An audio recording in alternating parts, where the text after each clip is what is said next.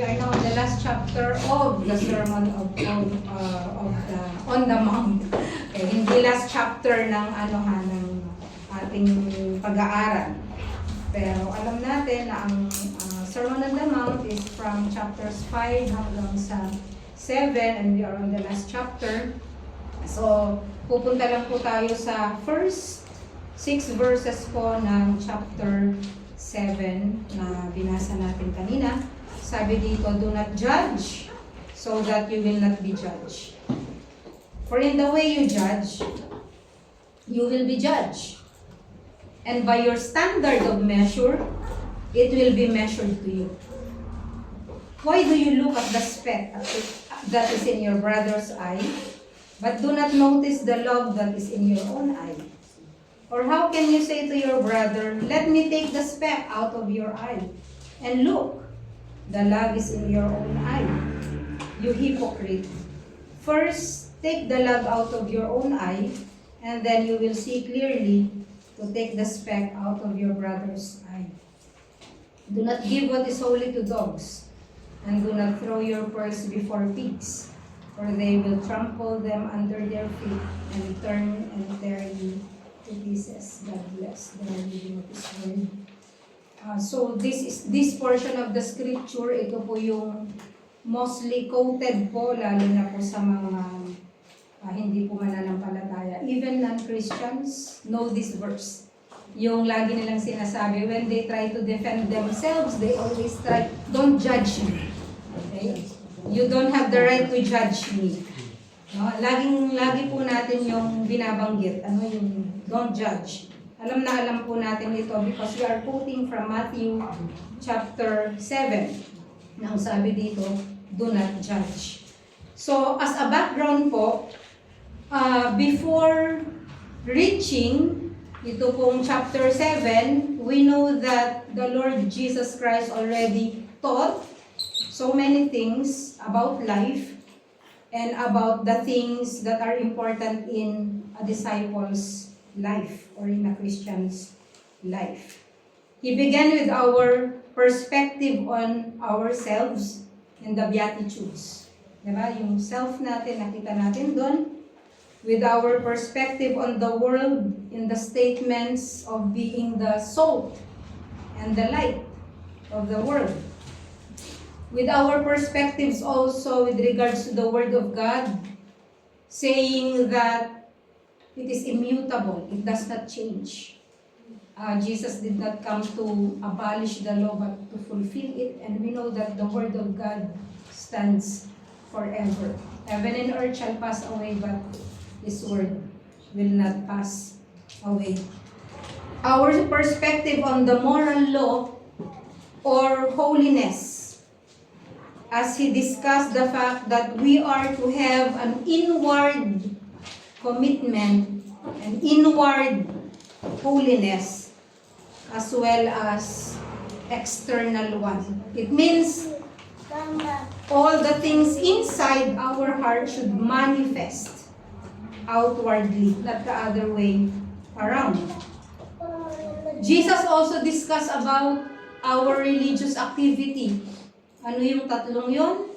In our praying, in our giving, and also in our fasting.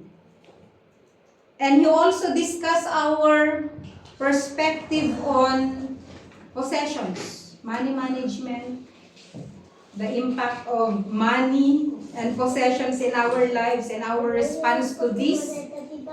And He told us also not to worry because God will provide everything that we need. So diniscuss niya po yun lahat. Everything about our relations to ourselves, to God, to His Word, to the world, our relations to religious activity, our relations to morality, and our possessions. And now, God wants to discuss human relationships. Dito na po papasok yung human relationships. And if we look at our Bibles, verses 1 to 6, makikita po natin. And then, may makikita po tayo dito na from verses 7 to 11, it's all about prayer. Pero babalik na naman po dun sa human relationship, dun sa verse 12, which deals with the golden rule. In everything, therefore, treat people the same way you want them to treat you. For this is the law and the prophets, to be discussed next time. So, ang lagi pong dinidiscuss ng mga authors when it comes to human relationships, yun, ganitong gagawin mo, napakarami, di ba? How to deal with different kinds of people. Pero ang Panginoong Jesucristo po, He just discussed this in just few verses. At ito na po yung pinakamahalaga on human relationships. Verses 1 to 6 and verse 12.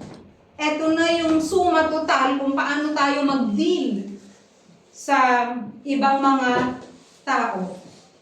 Kaya tinatawag nga po sa verse 12 yung the golden rule.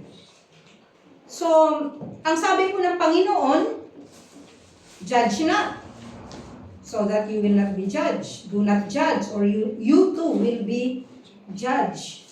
So, madalas na sinasabi ng tao, you don't have the right to judge me. Huwag kang mag-judge. Every time na meron tayong sasabihin sa kanila, or every time we confront these people, ang agad nilang sasabihin, you don't have the right to judge me. Di ba?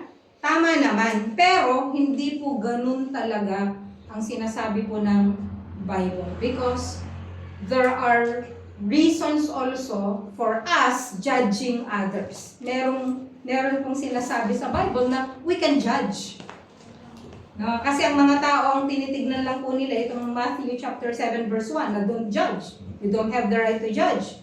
But actually, there are many verses also in the Bible telling us that we can judge. At pag-aaralan po natin ito. What is judgment? Judgment is actually discerning the truth based on facts. Kaya nga meron tayong mga judge sa mga court. Why? Anong trabaho nila? Para kapag tinignan nila, ito mukhang hindi gagawa ng mabuti, ito kukulong. Ito mukhang santo, ito ay pogi, or maganda, ito hindi ito makukulong, ito ay absuelto. Ganun ba ang ginagawa ng mga judge? No. What do? They study the facts. They discern the facts. No, kasi may mga pine-present na mga evidence that they look like they are real, but when the judge try to study them deeper, doon nila makikita na hindi lahat ng nakikita mo sa mata ay reality. That's why judges should know how to discern. Di ba? Meron silang discernment talaga. Okay?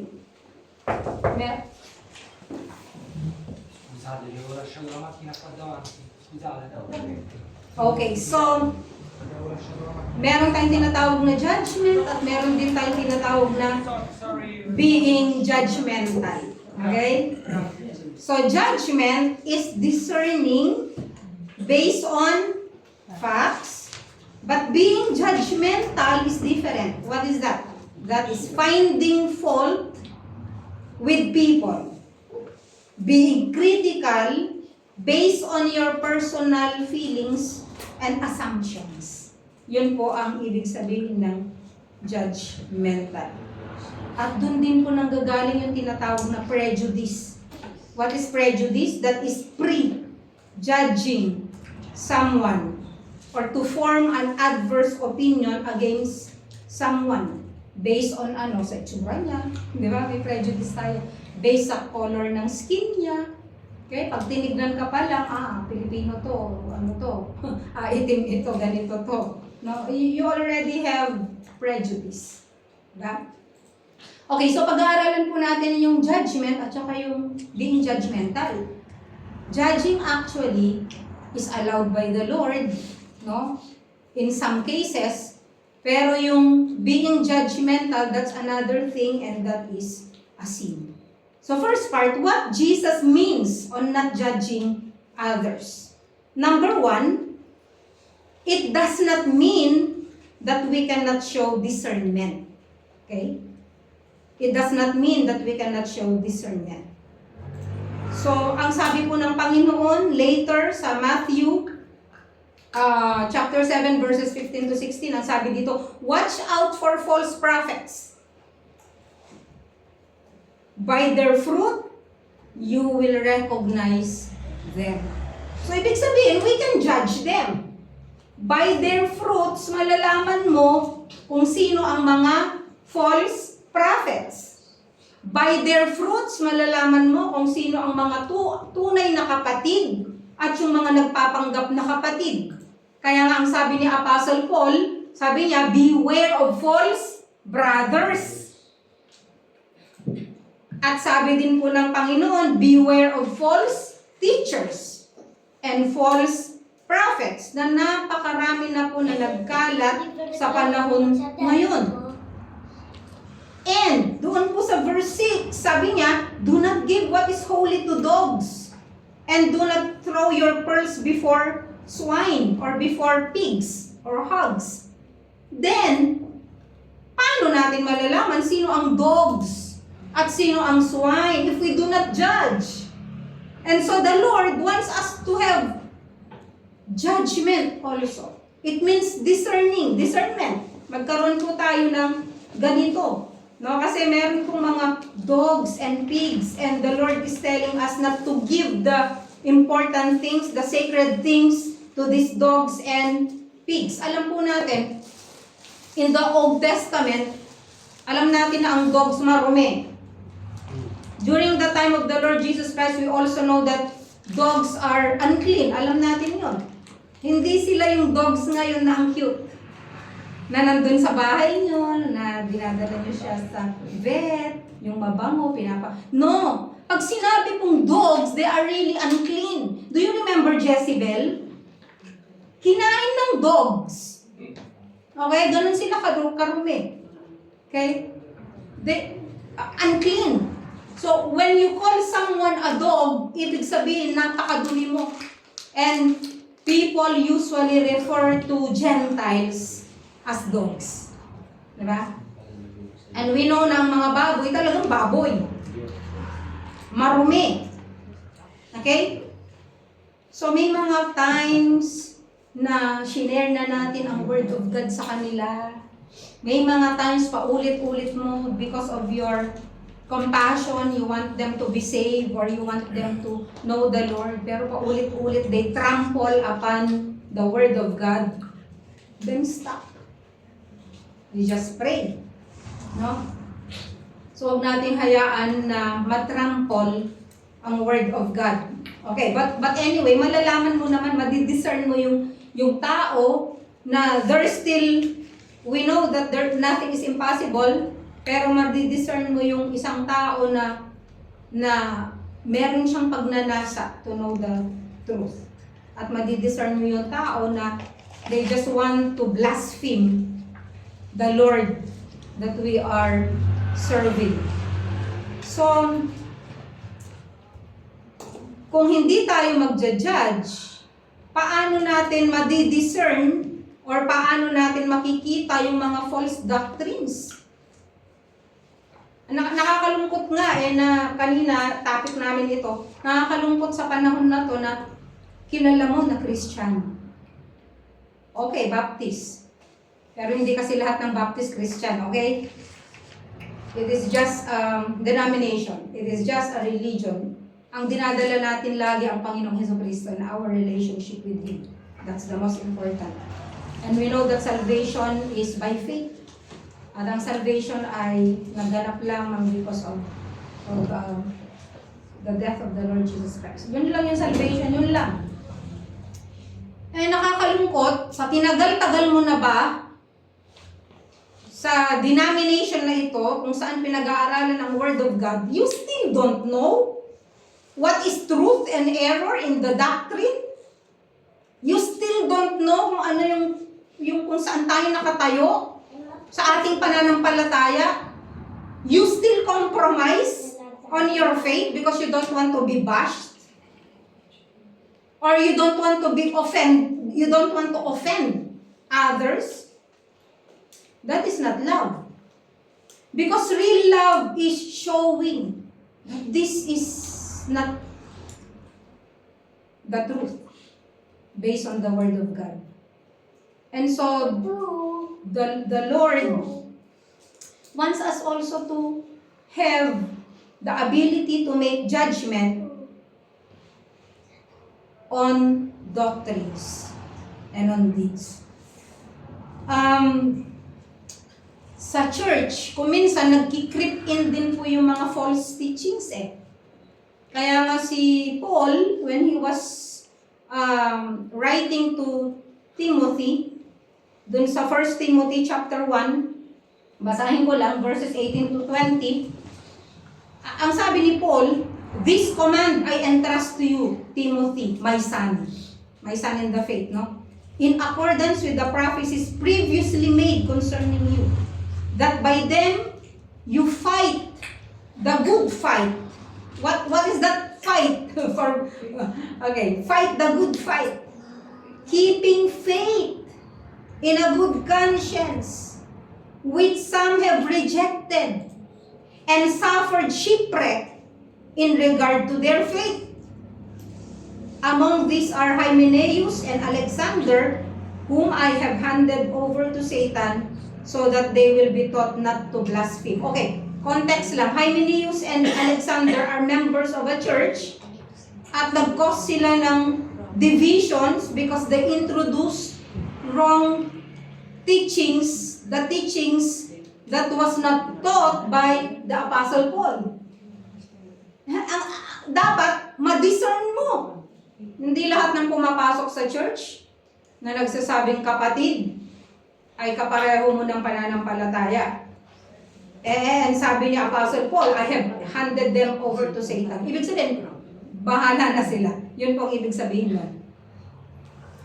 Kasi nagpa-blaspheme ka every time na nagtuturo ka ng false doctrine. We cannot compromise. We should judge. Kagaya ng sasabihin na saan kaya nagpunta ang isang taong ito? Sa langit, sa impyerno. Kuminsan, based on the life that they have lived and on the doctrine that they have preached, I can judge. Ako na magja-judge. That they are not in heaven. They are in hell. Ako nang magja-judge based on the Word of God. I am not the judge, but the Word of God is the judge. We always say, hindi mo naman ma-judge yung puso ng taong yun. No? Pero nabuhay siya, na marami siyang dinala para hindi rin sila maligtas at para mapunta rin sila sa impyerno. What can we say? Galatians chapter 1 verses 8 to 9 says, "But even if we," says Apostle Paul, kahit kami, sabi niya, "even we or an angel from heaven bumaba, should preach to you a gospel contrary to what we have preached to you, he is to be accursed." No, malinaw po yun. Ang sabi ni Apostle Paul, yung tinuro namin sa inyong una, yun ang katotohanan. Sabi niya, pero kahit na may magpakita pa sa inyo na anghel na nagtuturo ng ibang gospel, ibig sabihin ng gospel is the way to salvation. Kasi gospel is good news about salvation. Tama? So, ang sabi ni Apostle Paul dito, kahit na may magturo or kahit may anghel pang bumaba mula sa langit, ibig sabihin, kahit may maghimala sa paligid nyo, huwag kayong aalis sa doctrine na itinuro ko sa inyo. And because that is the thing, or that is the teachings that really came from the Lord Jesus Christ. Ang daming ganun. Kaya nga nagkaroon ng mga cults. Diba? Kaya nagkaroon ng mga false religions. Ang Mormonism, bakit? Because Joseph Smith claimed that an angel appeared to him. At ganito ang teachings na sinabi. Alam kasi ng Lord. Alam niya lahat. That's why nagkaroon na po tayo ng warning. Verse 9, as we have said before, inulit niya, even now I say again. Inuulit ko, ibig sabihin, pag inulit, importante. If anyone is preaching to you a gospel contrary to what you received, he is to be accursed. Okay, 2 John chapter 1 verses 9 to 11. Meron kasi ako nakasakayan nung isang araw. Siyempre, nag-greet ka pag may nakasakayan, gusto mo silang sharean, gano'n. Mamaya, isa pala siyang member ng isang ano at ako pa ang gustong sharean. I stopped. Hindi ko na siya tinignan kahit na nagsasalita. Kasi teacher Ibig sabihin, andun na. Why? Hindi ba yung nagpapakita ng unkindness? No. Tinutupad ko lang yung 2 John.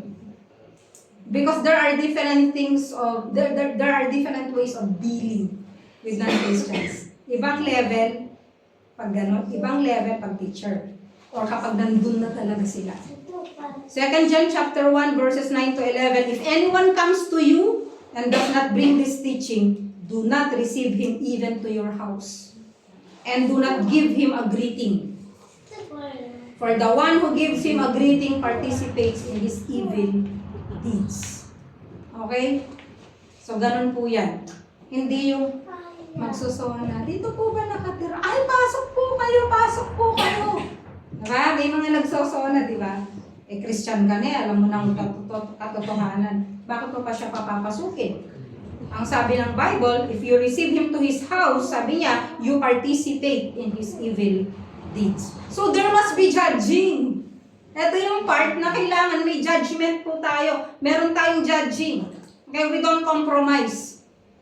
Hindi mo ay pareho lang pala tayo. No, hindi tayo pareho, hindi ako papayag.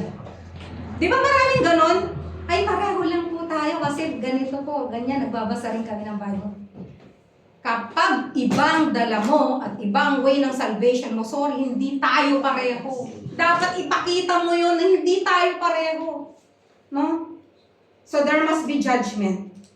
Okay? So yung kanina, judgment does not mean we cannot show discernment. Okay? Pangalawa, the Bible's command that we not judge others does not mean all actions are equally moral or that truth is relative. Okay, ano ibig sabihin ng truth is relative? Yung depende. Okay? Kunyari, yung truth namin, depende kasi sa truth nyo dahil magkaiba tayo. Okay, that is relative. Okay? So, judgment, no, yung do not judge does not mean na okay lahat. Anything goes. Na ang lahat ay equally moral.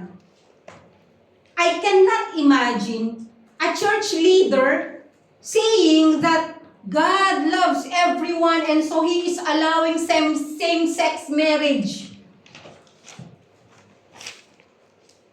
The last Pope taught that. Di ba?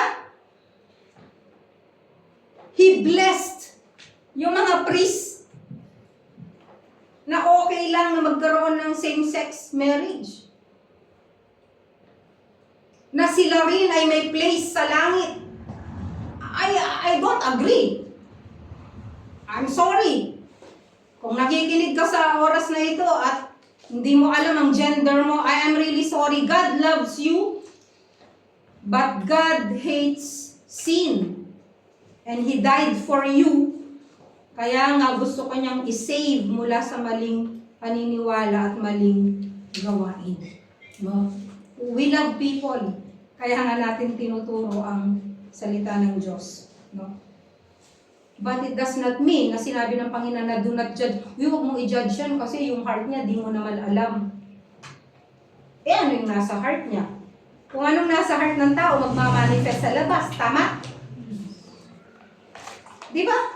Kung ano yung nasa puso mo, magmamanifest sa labas. If you really love God, magmamanifest sa buhay mo yan. You want to surrender your life, your weaknesses to the Lord. Yun yung manifestation doon. Pero tama naman na hindi tayo nakakabasa ng puso ng tao. Tama naman yun. No? But it does not mean that you condone or allow na Okay lang. Okay lang, okay lang. No, it's not okay. That's sin. Sin is S-I-N. It should be black and white when it comes to doctrine. Meron nga daw isang church, ang sabi daw niya we are looking for a pastor whom we are expecting to preach holiness but not doctrine. Ano? How can you preach holiness without doctrine? Kasi lahat ng bagay nagmumula sa doctrine. The truth coming from the Word of God. So, not all actions are equally moral. Kapag sinabing do not judge. Kaya kapag sinabi ng tao, uy, wag mo akong ginajudge sa ginagawa ko, ginajudge na kita. Based on the Word of God, not based from me, but based on the Word of God. And I'm saying this because I love you. Pangatlo, when Jesus said not to judge others, He did not mean that no one can identify sin for what it is. Based on God's definition of sin. Merong definition ang Lord sa sin. What is sin? When we miss the mark, when we miss the expectation that the Lord has in our lives, alam nyo, ang sabi ng Bible, itong nakakatakot Ang sabi ng Bible, to whom much is given, much is required. Ibig sabihin, kung mas marami kang alam sa Word of God, mas matindi ang judgment na sasapitin mo kasi alam mo, marami kang alam Kaya nga sabi ng Bible, dun sa parable, sabi niya, sino man, sabi niya, ang hindi nakakaalam, no? Ibig sabihin, siya ay mapapalo ng kaunti lang. Kung maraming alam, mapapalo siya ng marami. To whom much is given, much is required. Kaya napakahirap po magpasto, napakahirap ang maging elder ng church, because God has given you a trust. And kapag ibinigay niya sa inyo ang isang trust, ang isang responsibility, God will require things from you pagdating ng araw ng paghuhukom. Kaya nga, yun, napakahirap. Because ang definition ng Lord sa sin is sin. Sometimes, we try to cover up our sins. Sometimes, you make excuses or we make excuses for our sins. But to the Lord, sin is sin. And the Bible's command that we not judge others does not mean that there should be no mechanism for dealing with sin. Kaya nga, before na nagkaroon ng kings sa Israel, ano muna ang itinalaga? Judges. Diba? Nagkaroon ng different judges. Kasi, anong nangyari noon? Anything goes.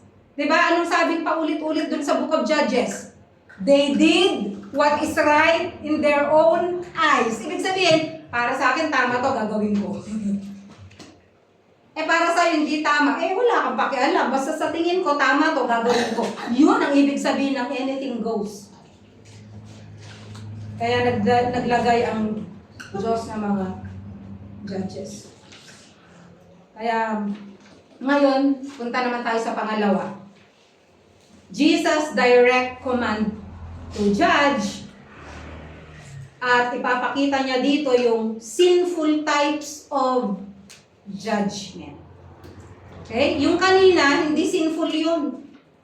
Yung kanina, God is requiring us to judge based on doctrines, based on beliefs. Itong pangalawa, ito yung sinasabi ng Panginoon na do not judge. Matthew chapter 7 verse 1. Okay? And these are the sinful types of judgment that we can do. First is what we call superficial judgment. Ano ito? Sa John chapter 7 verse 24. This is passing judgment on someone based on appearances. Ano yung appearances? Appearances can be physically or behaviorally. Kung ano yung nakikita mo na parang ganun. Okay? Yan ang ibig sabihin. So, superficial judgment, nagagawa natin yun, but it is very wrong. No? There was once a pastor na nakita ng isang member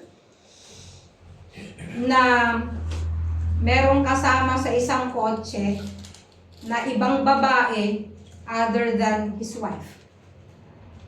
Nung nakita ng member yun, sinabi niya sa isa, sinabi niya sa mga members, no? And so, anong nangyari? Nasira yung reputasyon po ng pastor. It turned out na yung babae pa lang yun na nandun sa harapan, nakasama ng pastor, ay kapatid niya na bumibisita galing sa ibang lugar at hindi kilala ng mga miyembro. But the damage was already done. I remember a story. Nandito bang mister ko? Wala. I remember a story. May nag-chat sa akin. No, Pilipinas pa to, wala kami dito. Sabi niya, si Bro Jerry, meron siyang meron siyang kakangkas. Ang sweet pa naman. Yung sa motor daw, ganyan-ganyan. Ano itsura, ganyan-ganyan. Yung pinicturan, pinasined. Pagtingin ko yung pamangkin niya si Jenny. No, alam mo yon? Siyempre nakaganon dito niya dalag, matangkad. No? So sometimes we judge behaviorally and by appearance. Praise God sa mga tao na concerned sa buhay natin. Pero, hindi po lahat ng nakikita natin ay based dun sa iniisip natin na reality. Okay? So, yun yung tinatawag na superficial judgment. Ang daming magulo ngayon because of social media. Alam mo bakit? Pipicturan, yung lalaki, kausap lang niya yung isa, kasabay lang niya na nag-aabang ng autobus. Totoo to. Nag-aabang lang ng autobus, nag-uusap. Siyempre, kung minsan nag-uusap, minsan nakasama, nakatawa, or whatever. Picturean, ipapadala sa kung sino. No? So that is superficial judgment and that is wrong. Mag-isip-isip muna po tayo. Okay, pangalawa, yung superficial judgment, nanganganak siya. Ano yung anak niya? Twins. Favoritism and discrimination. Based on superficial judgment. Bakit?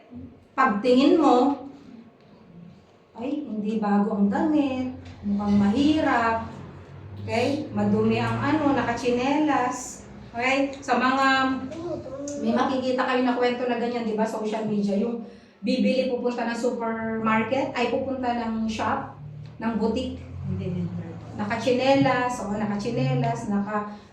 gusot-gusot ang damit, ayaw entertainin, no? Mayaman pala yun. Ang nangyari pala sa bagahe niya, na ligaw. Therefore, wala siyang damit. Why? Ngayon, nagpunta sa ibang butik and kumita tuloy yung kabilang butik. Why? Because she judged based on appearances. No? That's superficial as judgment. Sa school, nangyayari ito, favoritism. Alam nyo, studies show that yung mga estudyante na with pleasing personality, mas mataas ang grade. Kaysa dun sa mas matalino na plain lang. Hindi, totoo to. Even sa jobs. Even in job hunting. No? Pinag-aralan ito based on statistics ito. Na yung mga people who are taller, they easily land jobs. And they even have higher salaries. Why? Kasi titignan ka pa lang, no? Pasado na to, gwapo. Pasado na to kasi with pleasing personality, tamad pala. At wala palang ganun, no? So, ang hirap, no? So, nangyayari sa atin, nagkakaroon tayo ng favoritism, discrimination. James chapter 2 verse 1 to 4. My brethren, sabi ko ni James, do not hold your faith in our glorious Lord Jesus Christ with an attitude of personal favoritism. Ibig sabihin, huwag kang mag-favoritism. For if a man comes into your assembly with a gold ring and dressed in fine clothes, and there also comes in a poor man in dirty clothes, and you pay special attention to the one who is wearing the fine clothes, and say, you sit here in a good place, and say to the poor man, you stand over there, or sit down by my footstool. Have you not made distinctions or discriminations among yourselves, and become judges with evil motives? So ito po yung alam nyo, kung hindi lang po trinit ng ganito si Gandhi, dapat po Kristiyano siya. Si Mahatma Gandhi, pumasok siya sa isang Christian church. Alam nyo naman ang suot ni Mahatma Gandhi. Diba? Ganun po tayo kuminsan sa church. Hindi lang sa church, kahit saan. So it is foolish to jump to conclusions also before investigating the facts. Kunyari, isa lang na side yung narinig mo, naniwala ka naman na. Ngayon, nagkaroon ka tuloy ng, ano ba yan? Parang nag-discriminate ka na. Pag tinignan mo, kunyari, may dalawang tao, yung isa, narinig mo yung case niya, yung isa, hindi. Ano nangyayari?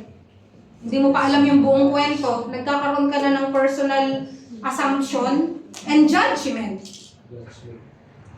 Why? Kasi pinakinggan mo lang yung isang side. There are always two sides in a story. Okay? Her side, sabi niya. The other person's side, sabi niya my side. Or outside. Okay. So, sa ibig sabihin, sabi ng Book of Proverbs, you are a foolish person kung hindi mo lahat pinakinggan and you jump into conclusions. No?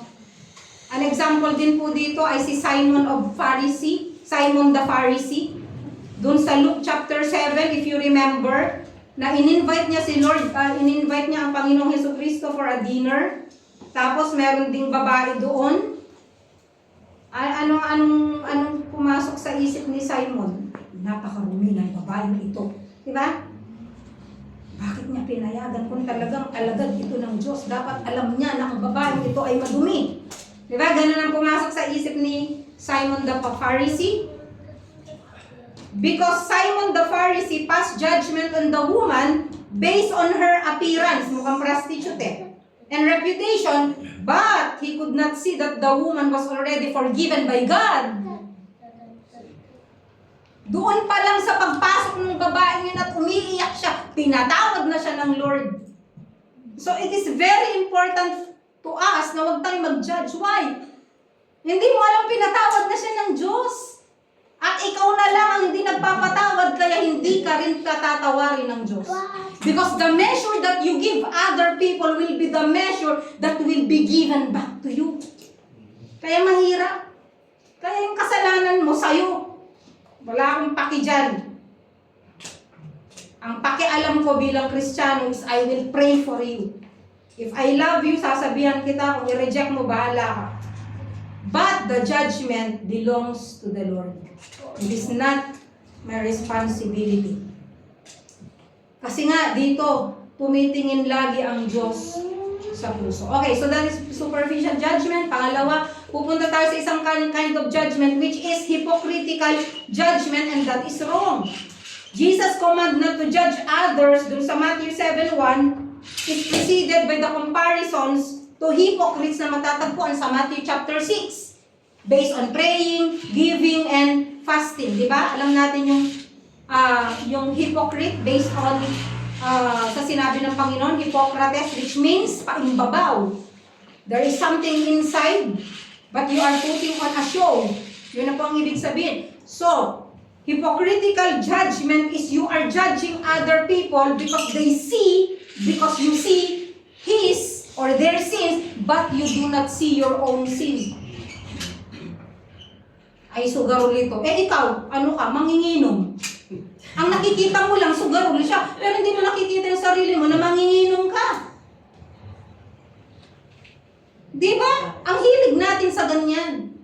And God hates that. Dapat si ganito magbago kasi ganyan-ganyan. Dapat ayusin yung pamilya mo. Ang pamilya mo, ayos ba? Yung mga anak mo, ayos ba? Hindi ako galit. An example ko lang. Kasi we tend to do that.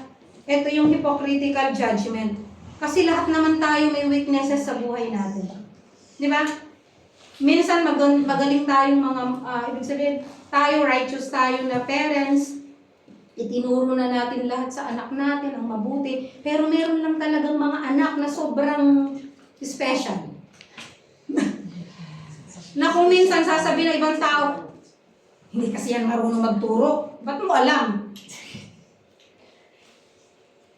Kasi yun ang mga bagay na hindi natin ma-judge. No?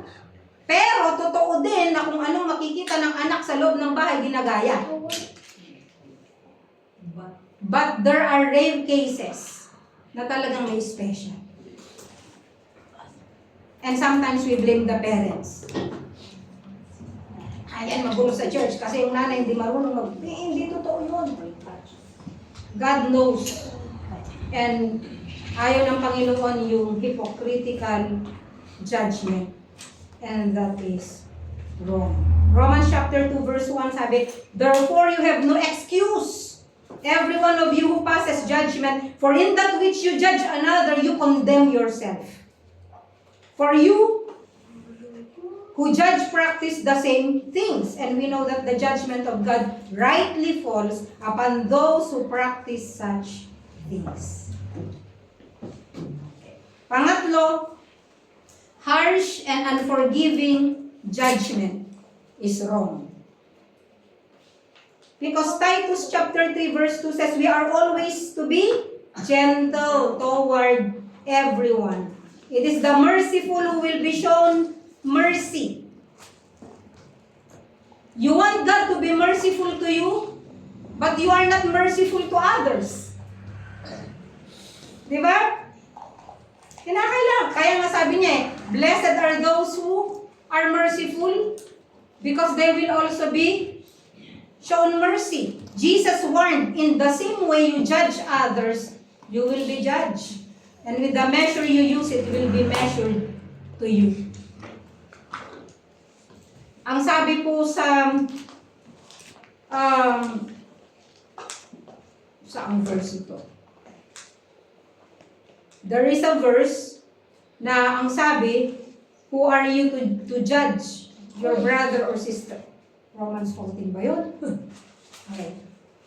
So ang sabi niya, so verse 12, so then each of us will give an account of himself to God. Therefore, let's not judge one another anymore, but rather determine this, not to put an obstacle or stumbling block in a brother's or sister's way. I know and I am convinced in the Lord Jesus that nothing is unclean in itself, but to the one who thinks something is unclean, to that person is unclean. Kung tingin ko sa'yo, unclean. Okay? Siyempre, yung idea ko, unclean, pananaw ko yun. No? At pang-apat, yung tinatawag na self-righteous judgment. Itong self-righteous judgment na to is really from hell.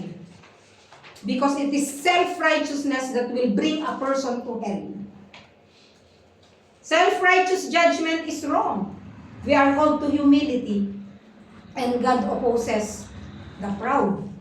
An example of this is the parable of it's about the parable of the Pharisee and the tax collector that I always tell you. No? Yung Pharisee, very confident na nag-pray sa Panginoon in his own righteousness. And he is in a proud position. Bakit? Anong sinabi niya? Sabi niya, God, I thank you that I am not like other people.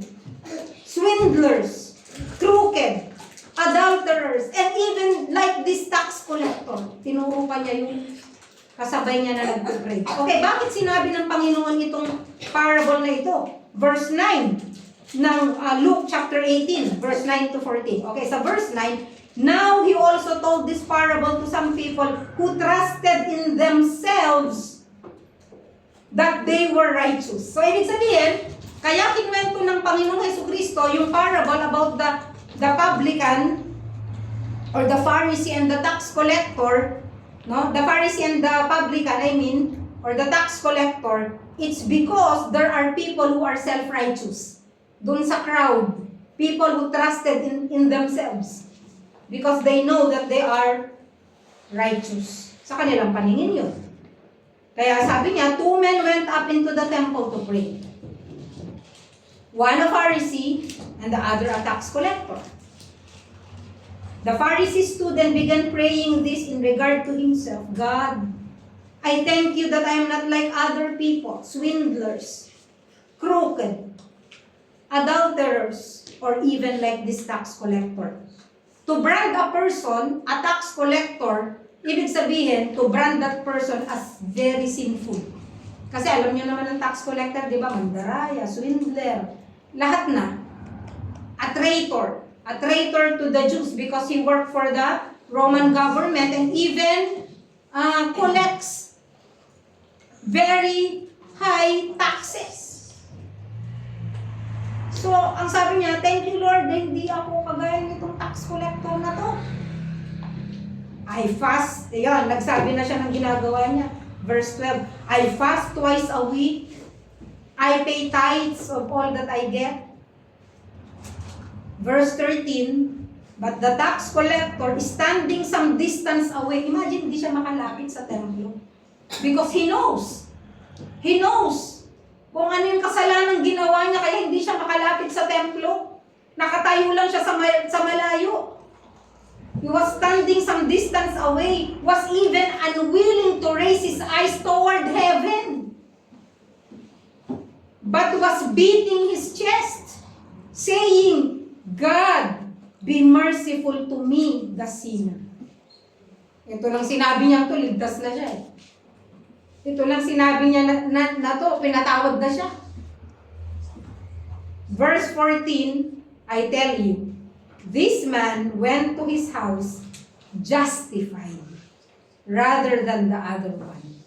For everyone who exalts himself will be humbled, but the one who humbles himself will be exalted. Ibig sabihin, kahit pala nanalangin yung Pharisee sa Diyos, ng napakahabang panalangin, pero meron siyang judgmental eye toward the other person, uuwi siya na hindi siya pinatawad ng Diyos.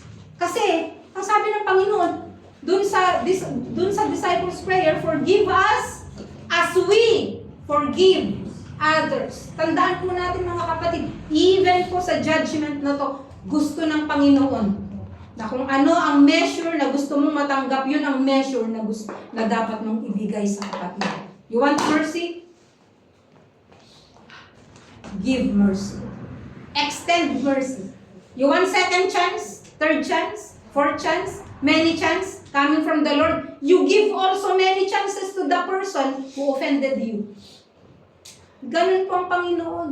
Because if we are self-righteous, if we are harsh in our judgment, you misrepresent the true God. And who is the true God?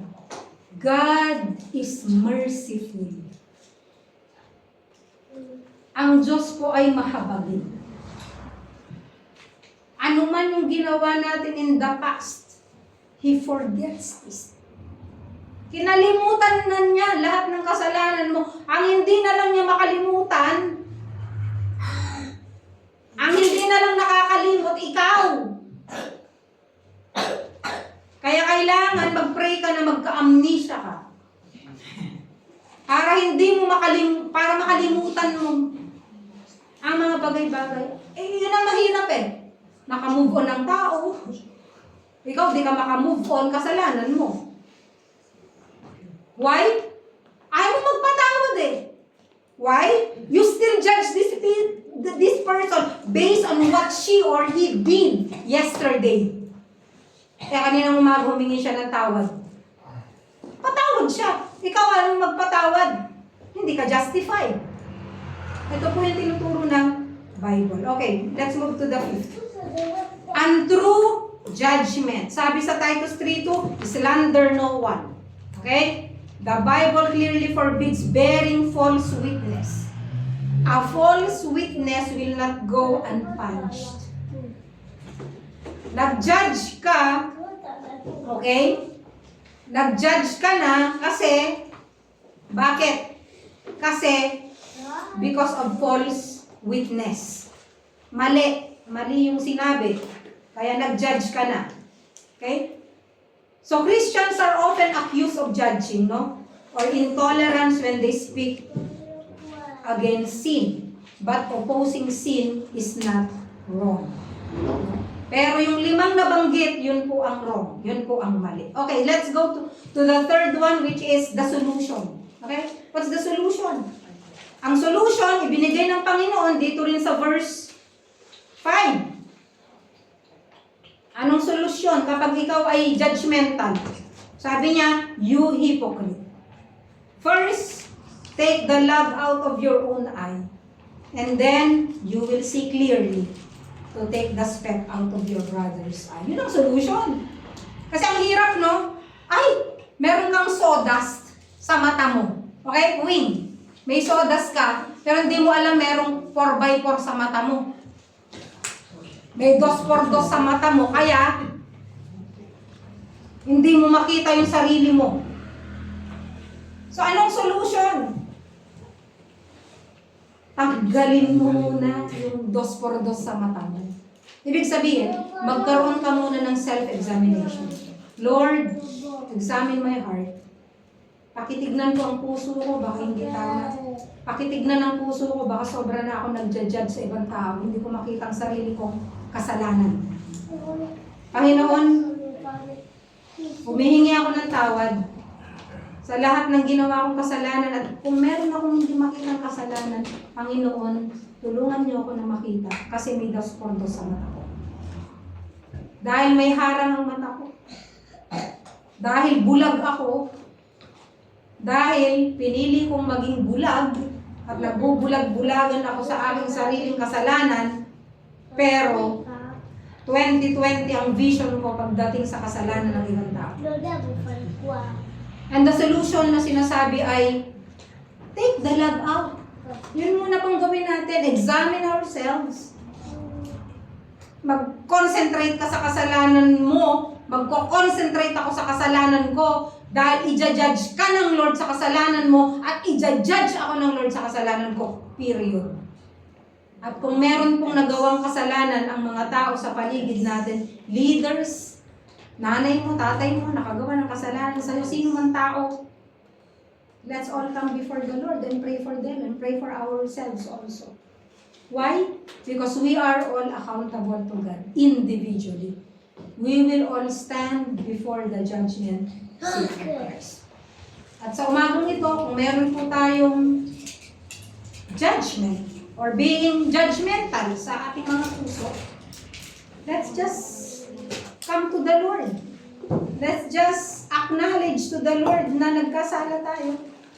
At habang tayo po yung maahawit, we can just come to the Lord and ask forgiveness para makatanggap po tayo ng mercy.